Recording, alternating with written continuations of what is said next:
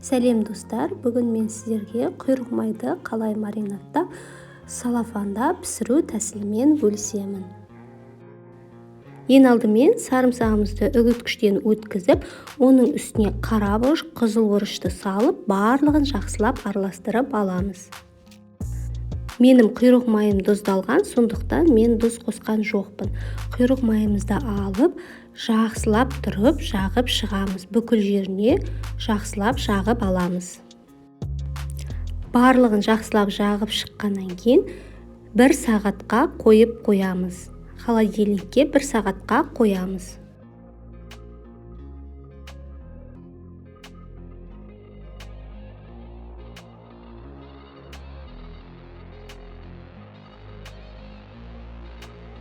Тоңазғышта 1 сағат тұрған майымызды алып, салафанға саламыз. Аузын байлап жабамыз.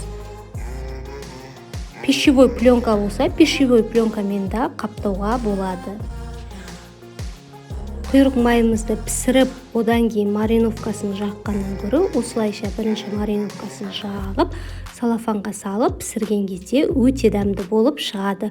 Осы рецептпен жасап көріңіздер.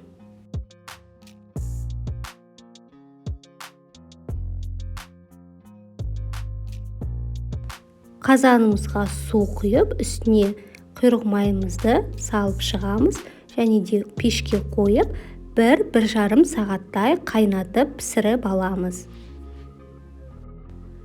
1-1,5 сағатта құйрық майымыз толық пісіп шығады. Осындай болып керемет дәмді болып шығады. Видеоны аса лайк басып, жаңадан есептеуір машин тіркеліп, қоңырау белгісін басып кетіңіздер. Рахмет.